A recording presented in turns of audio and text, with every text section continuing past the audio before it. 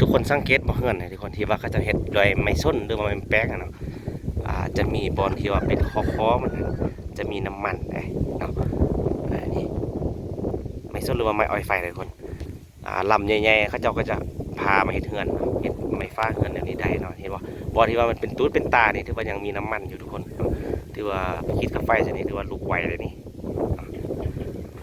เขาจะเฮ็ดโดยไม้ส้นเนาะตัวนี้งั้นนี่จะมีบอลให้เบิ่งได้อันเนาะที่แบบมันเป็นน้ำมันอยู่เนาะก็คือบอลที่เป็นจุดเรื่องๆแบบนั้นแหละทุกคนเพิ่นเฮ็ดดำพาเนาะนี่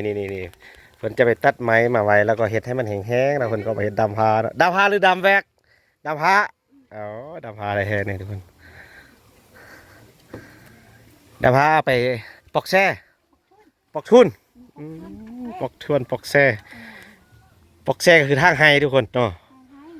ปอกทุนเด้ปอกทุนแปลว่าหยังปอกทุนแปลว่าอีน่ะปอกทุนปอกแช่ทางไฮเนาะปอกทุนเด้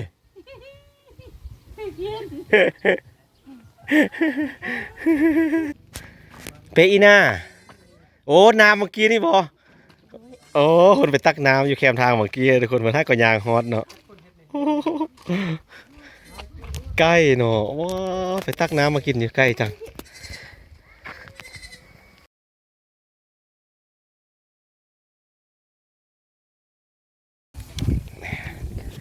เราก็ขึ้นมาเฮิงทุกคนมาโซนเทิงๆพี่น้องโอ้อ่างน้ำเพิ่นก็ถือว่าสะดวกสบายเลยนี่น้ำล้นนี่ทุกคนน้ำเขาเจ้าถือว่าสะดวกเนาะที่เขาเห็นเขาเจ้าไปเมื่อกี้แสดงว่าเขาไปตรงมากินโดยเฉพาะได้ตัวนั้นน่ะเพราะมันเป็นน้ำใต้ดินน้ำออกดินน้ำออกบ่อน้ำลอดพื้นนะทุกคนเนาะแต่ว่าตัวนี้น้ำดินเขาเจ้าก็บ่ได้ว่าคาดเนาะนี่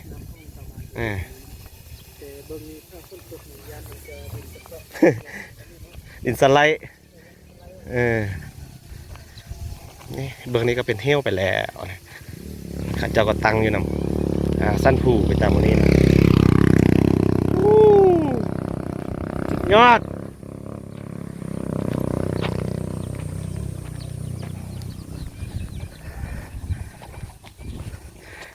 ดังเดิมบ้านเขาจะตั้งอยู่บนใดตั้งอยู่บนหอจอดมือเสาในบอนส้นกาแฟเขาจะเอาย้ายมาที่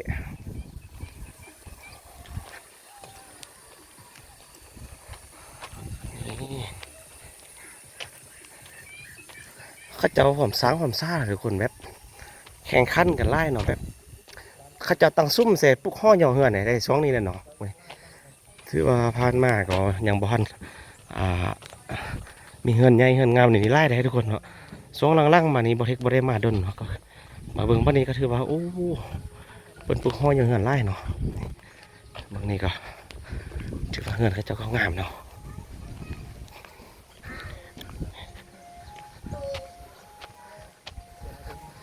ส่วนใหญ่ก็อยู่น้ำแคม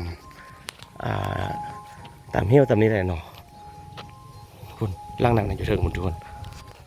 สูงนะอันนี้ก็จะเป็นคอนวอนนี่นะอุซ่านะโอ้ขับรถไหวอุซ่า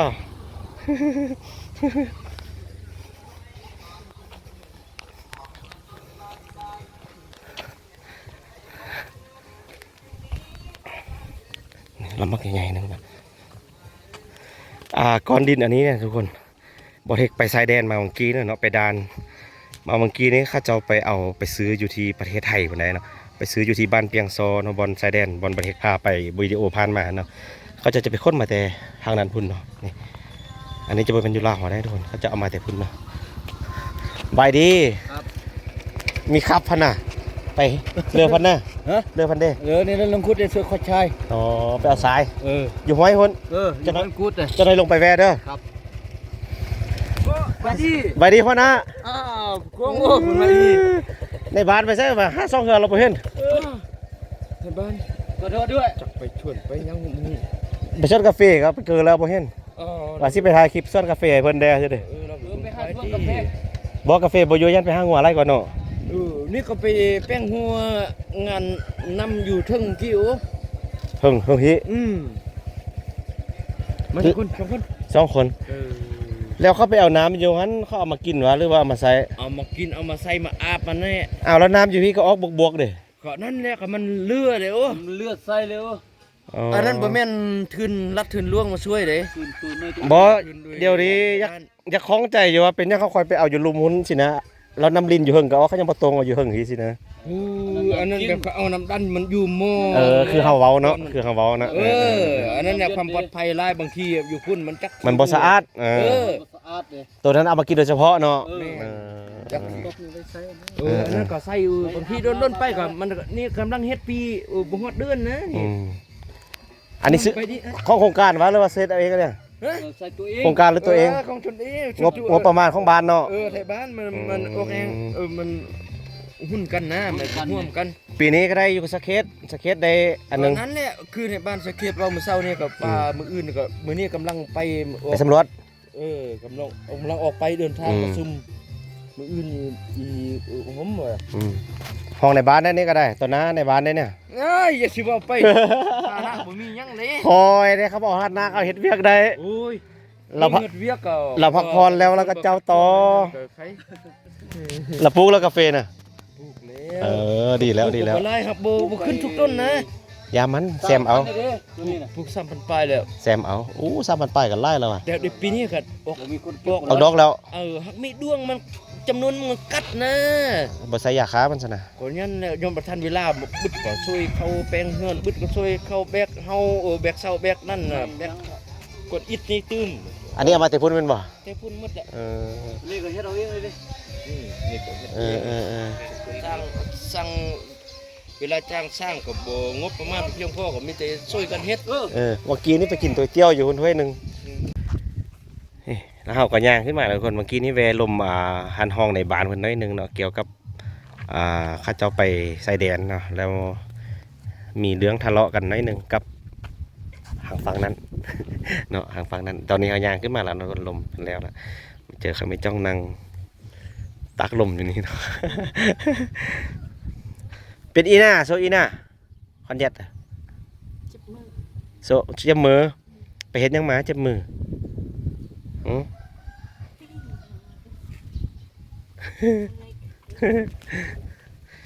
คุณทุกคนเหือนหลังหนึงอยู่นะอ๋อส่งซีเย็นนี่คักนะมุงหญ้าเนาะเฮาสิพาทุกคนเลาะเบิ่ง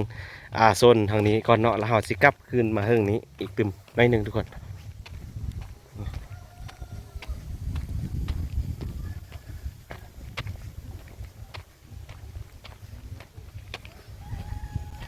ทุกคนสังเกตบ่เฮือนให้ทุกคนที่ว่าเขาจะเฮ็ดด้วยไม้ส้นหรือว่าไม้แป๊กอะเนาะจะมีบอลที่ว่าเป็นคอมันนะจะมีน้ำมันเนาะนี่ไม้ส้นหรือว่าไม้อ้อยไฟเลยทุกคนลำใหญ่ๆเขาเจ้าก็จะพามาเฮ็ดเฮือนเฮ็ดไม้ฟ้าเฮือนแบบนี้ได้เนาะเห็นว่าบอลที่ว่ามันเป็นตูดเป็นตานี่ถือว่ายังมีน้ำมันอยู่ทุกคนถือว่าไปคิดกับไฟซะนี่ถือว่าลุกไวเลยนี่เขาจะเฮ็ดโดยไม้ส้นเนาะตัวนี้งั้นแล้วนี่จะมีบอลให้เบิ่งได้อันเนาะที่แบบมันเป็นน้ำมันอยู่เนาะก็คือบอลที่เป็นจุดเรื่องๆแบบนั้นแหละทุกคน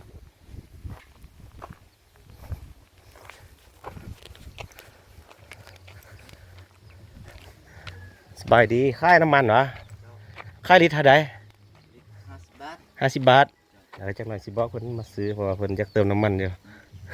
เอามาแต่ฝั่งนั้นนะเอามาแต่ฝั่งนั้นเขาค่ายลิตรเท่าได้อยู่พุ่นน่ะ40ปลาย 45มาให้กินหาบ้านเนาะ หม้อนบ่เป็นไกล เออ ย่างมาก็ได้ ใส่รถจ้างนี่เลยวะมา ใส่รถจักรนั่นแหละ เอาตุ๊กไปให้เอาเนาะนี่อันนี้คือปั๊มน้ำมันเพิ่นทุกคนเนาะเนี่ยเป็นปั๊มเนาะอันนี้แอดสร้างวะแอดสร้างยังสีส้มๆวะ นั่นบ่มีสีอันของคนไทยน่ะ อ๋อ ของลาวสีลาย ฟังลาวบ่แม่นฟังลาวแล้วเขาก็เอามาจากต่างประเทศหมดแล้วหมดอ่ะ สีมันลายนะ เออ เขาบางคนก็บ่มักใส่นะ สีลาย คือกันใช่ได้คือกัน จะได้คือกัน เออ เขาบ่มักสี ร่างใดเหือร่างนี้วะร่างนั้นเด้ร่างนั้นก็แม่น นี่หันพอ อ๋อเห็นผู้หนึงเลาะไปนี้บ่ขอบใจเอ้ยทุกคนนี่วิวบรรยากาศอยู่ในบ้านเนาะบ้านนี้บ้านกิ้วก๊อกนะทุกคนเนาะโซนถึงนะตัวนี้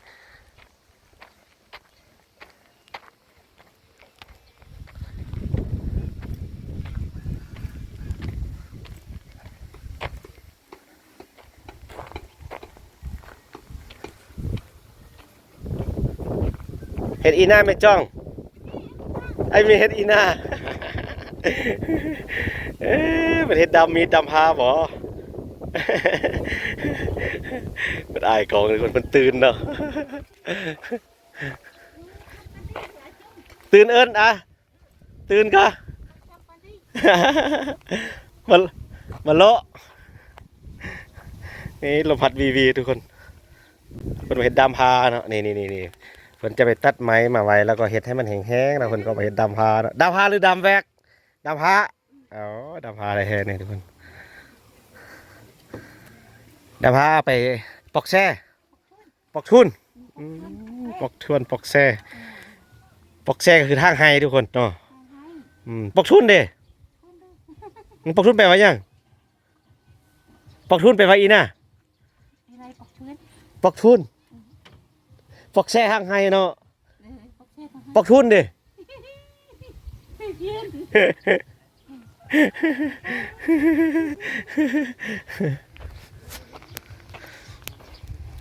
นี่สไตล์เงินเขาเจ้าเนาะเขาจะประมาณนี้เลยทุกคนอันนี้เป็นอ่างเก็บน้ำเนาะที่ว่าเป็นอ่างเก็บน้ำลิ้นเนาะทุกคนไปเบิ่งดูว่ามีน้ำไหลบ่เวลาน้ำลิ้นมากจะมาสะสมไว้นี่แล้วก็เปงไปเกาะนะทุกคนเนาะนี่โอ้น้ำเราก็จะกระจายลงไปใส่น้ำเต็มเราก็เหือนเนาะ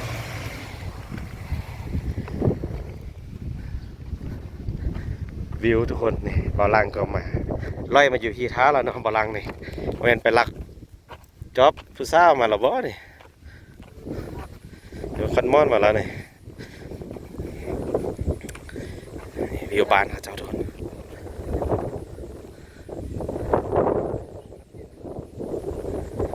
มุมบานก็จะเริ่มตั้งแต่เฮือนผู้ใหญ่บ้านทุกคนเฮือนผู้ใหญ่บ้านอยู่ลุมแล้วก็โรงเรียนเนาะแล้วก็มีเส้นทางขึ้นมาที่บ้านเฮือนส่วนใหญ่ก็จะอยู่เทิงนี่แหละเนาะเทิงนี่ไปสายแดนก็จุดล่างพูตัวนั้นไปเพราะว่าบริพาไปมาเมื่อกี้นี่แล้วเนาะโอ้เฮ็ดอีน่ะเตรียมปุ๊กเฮือนบ่ลังบักใหญ่ๆเลยนี่เนาะ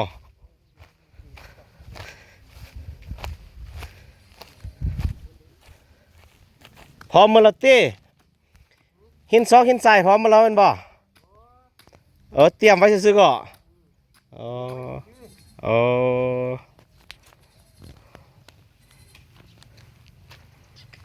เตรียมปุ๊กเหือนทุกคน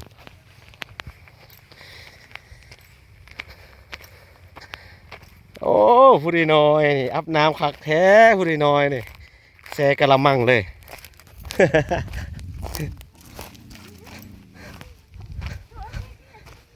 โอ้มีก๊อกน้ำนี้สะดวกสบายเลยทุกคนวิวชมวิวไปอาบน้ำไปหอมนะคุณชมวิวไปหอมอาบน้ำไปหอมเนาะนี่ก๊อกน้ำอยู่นี่คุณเลี้ยวแบบนี้ก็จะเป็นวิวไฮเลยทุกคนออกแห้งบ่สะดวกบ่น้ำนี่โอ้คักสุดนี่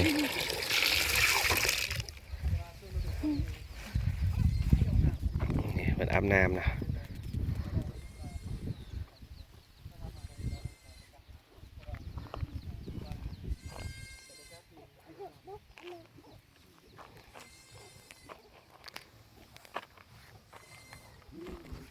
เตรียม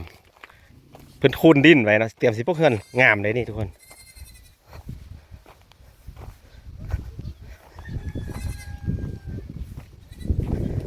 แสะล่อง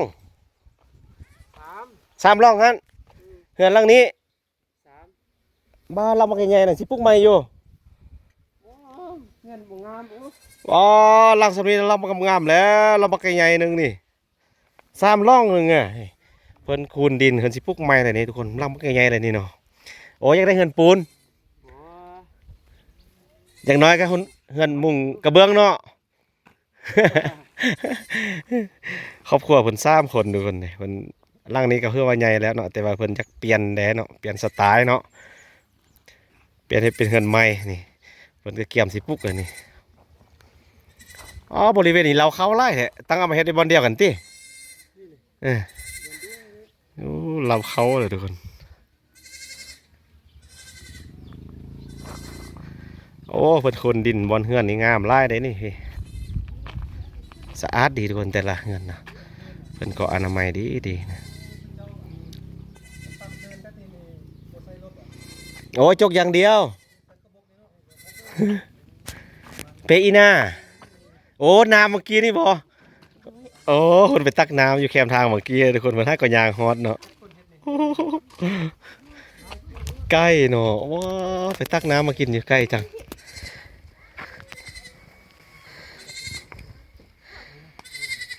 จะเปมานะ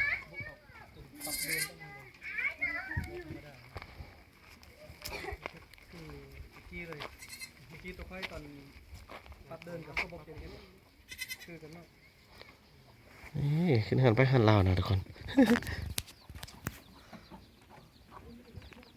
สมัยตะกี้ตอนเบาลังอยู่บ้านข้าวเบาลังยังบ่ทันมีรถอันยกกันนะ ก็คือกัน ปรับเดินคือกันแบบนี้เลยสะบานก็ช่วยกันเอาแห้งกันเนาะเอาข้าวบกนี่มาบกปรับเดินแบบนี้แข่งแบบนี้นะโอ้สมควรเลยเนาะน้องบ่มื้อนั้น บอกว่าจกอันเดียวนี่แล้วอันมันนี่นะ โอ้ลายโอ้ หลายคนเนาะ ก็ช่วย อ๋อสวยกันคิดว่าเป็นจกหน่อยเดียวผู้เดียวดิบุ